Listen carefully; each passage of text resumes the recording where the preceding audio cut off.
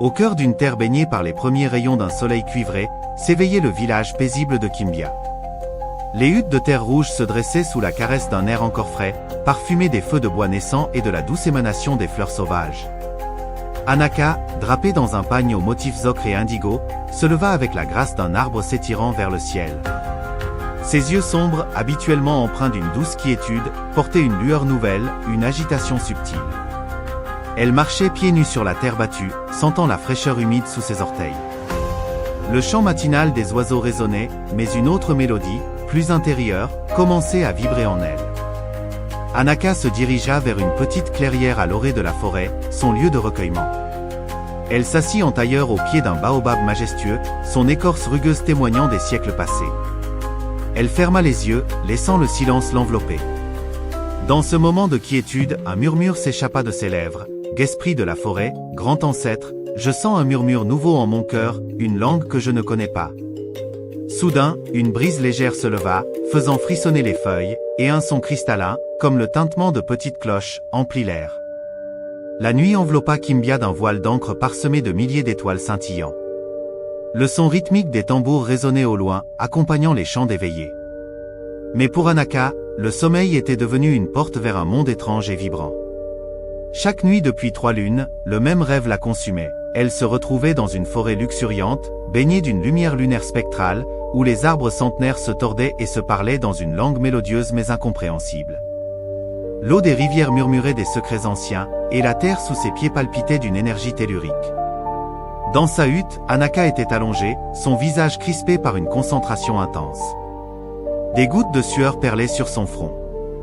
Dans son rêve, elle avançait à travers la forêt luminescente, tandis que des esprits animaux aux yeux brillants la regardaient passer, silencieux et curieux. Alors, une voix liquide et mélancolique se fit entendre. « Omi » sembla. « Oh » prie. Puis, une voix sifflante et légère murmura. « Moya » Zéla. Vent. Attends. Anaka essayait de comprendre, de déchiffrer ces mots qui résonnaient au plus profond de son être. Elle tendit la main vers un arbre dont l'écorce semblait palpiter, et une voix grave et patiente prononça « Lokama » Zéla. Lokama. Le chemin. Le cœur battant la chamade, Anaka se réveilla en sursaut, les paroles de la langue mystérieuse résonnant encore dans sa tête. La peur commençait à s'insinuer, mêlée à un sentiment d'urgence. L'inquiétude grandit dans le cœur d'Anaka. Elle savait que ses rêves n'étaient pas de simples songes. La langue de la forêt, le Lokama, résonnait de plus en plus clairement en elle. Elle percevait un déséquilibre, une ombre qui s'étendait sur le monde invisible et qui menaçait de se répandre sur le monde visible. Animée par un profond respect pour les coutumes et le bien-être de sa communauté, elle décida de partager ses visions avec les anciens du village. Au centre de la place, Anaka se tenait devant le conseil des anciens rassemblés, leurs visages ridés par le temps et les sagesses ancestrales empreintes de gravité. D'une voix respectueuse mais ferme, elle s'adressa à eux. « Go vénérables anciens, depuis cette nuit, la forêt me parle dans mes rêves. J'entends une langue ancienne, le Lokama, et je vois des images de troubles et de déséquilibre. » Les anciens se regardèrent, leurs expressions allant de la surprise à la méfiance. L'ancien Boma, chef du conseil à la voix rauque, réagit. « Ou Anaka, tes paroles sont étranges. Les rêves sont des jeux de l'esprit, ils ne doivent pas troubler notre quotidien. » Anaka insista. « Ce ne sont pas de simples rêves, grand Boma. La forêt est en souffrance, les éléments sont agités. J'ai peur qu'un grand mal ne s'abatte sur nous si nous n'écoutons pas ces avertissements. » L'ancienne Zola, femme sage et respectée, intervint. « Le Lokama, cette langue est oubliée depuis des générations. Seuls les esprits de la nature la connaissent. Comment peux-tu l'entendre, Anaka ?» Anaka répondit. « Je ne sais pas, grand-mère Zola. Mais je sais que ces paroles sont importantes. Meya, Nzela et Bongwani, écoutez, le chemin a changé, m'ont dit les esprits des arbres. » Un murmure d'inquiétude parcourut l'assemblée, mais la peur de l'inconnu prit rapidement le dessus. L'ancien Tamba, homme austère et traditionnaliste, s'exprima alors. « Anaka, tu es troublé. Ces visions sont peut-être l'œuvre d'esprits malveillants qui cherchent à semer la discorde dans notre village.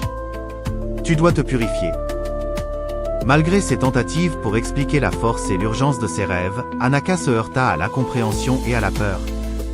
Ses paroles furent interprétées comme un signe de folie ou de possession. Les jours qui suivirent la confrontation furent lourds de suspicion et de rejet pour Anaka.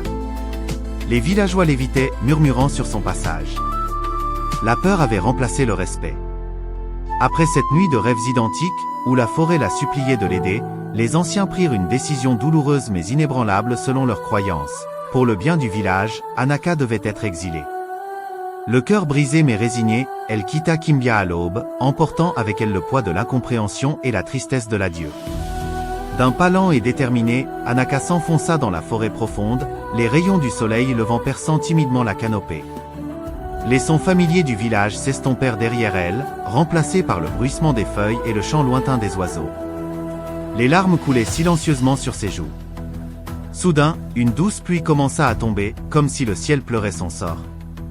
Le vent se leva, murmurant des paroles de consolation en lokama. Le vent souffla doucement, Omi Yamizo. Futa.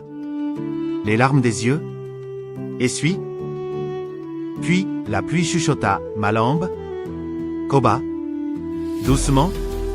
Protège. Anaka s'arrêta au cœur d'une clairière baignée d'une lumière surnaturelle. Elle ferma les yeux, sentant la présence intense des éléments autour d'elle. La terre sous ses pieds vibrait, une chaleur douce émanait du sol. Une flamme vacillante apparut devant elle, dansant sans brûler.